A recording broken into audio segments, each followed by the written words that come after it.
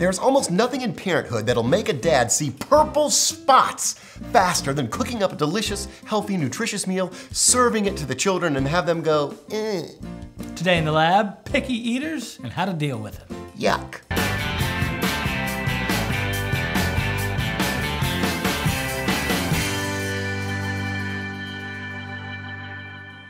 Today's episode of The Lab is brought to you by Biaba. These Biaba feeding products make it a snap to serve up fresh, whole, organic, and delicious foods to your baby, Biaba. I know from close observation what picky eating looks like. Kids having a preference for a few foods and a reluctance to try anything new. Drives me nuts. But what can parents do about picky eaters? One thing you can do, start early. Introduce a wide variety of healthy foods as soon as your doctor says it's advisable. Remember, repeated exposure builds taste preferences. Now, babies are going to present a bit of an uphill battle because they prefer sweet and salty tastes. If your baby tends to reject new flavors, try placing the food in the center of the tongue where the baby has fewer taste buds. This will diminish the intensity of the experience. But hey, why wait till the baby is born? I actually read one study that claims that babies can smell what mom is eating in the amniotic fluid. And it suggested that by eating a wide variety of foods, mom may influence the baby to be more accepting of new flavors. But you might want to avoid asparagus, because that would make for some really smelly amniotic fluid. Oh. And hope you don't have a super taster. You know, 25% of the population has double the normal amount of taste buds. This sensitivity can lead to picky eating. Go to Google and Google super taster to find out methods to test for it. But what happens when you have a child that's eating a nice variety of foods and then one day it just stops? What do you do then? It can become a very easy source of a power struggle for children where they know, ooh, when I don't eat those foods or when I resist dinner or this or that, I get mom or dad's full attention.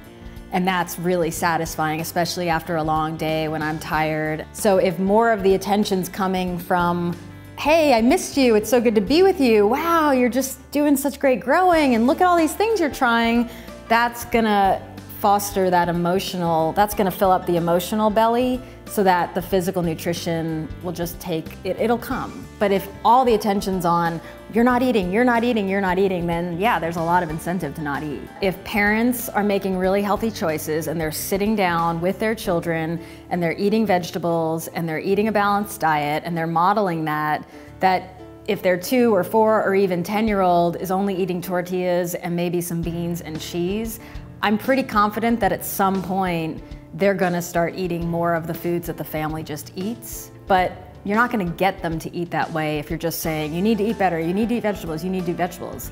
You can coach them and say, hey, let's have the little plate that I'm always gonna put in front of you that's your little trying pieces, because I love for you to try new things and there might be things you really will find that you love, but I also get that maybe that's not what you want. So always there's gonna be a little salad, and if you eat it, great, and if you don't, no big deal. Now that makes me feel a little better. I like your laid back approach. I do too. I mean, after all, it's hard to unring the nugget bell, so to speak.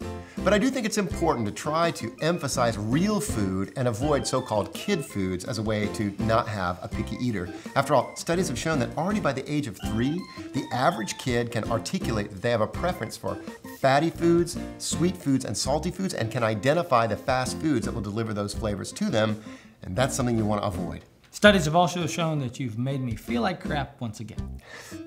You know what? We want to hear from you. Go to DadLabs.com and tell us your stories of how you overcame, avoided, or have dealt with picky eating. We'd like to thank our sponsor, Biaba. The Biaba Baby Cook is a wonderful tool in fighting picky eating, thanks to Biaba. Well, that's all for us here at the lab. We'll see you next time.